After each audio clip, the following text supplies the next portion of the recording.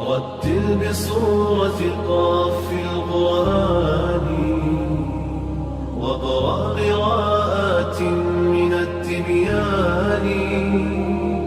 حبل متين مد من رب السماء فسما إلى العلياء بالإنسان. هو للقلوب ربيعها وجلاؤها وملاذها من قسوة الأحزان.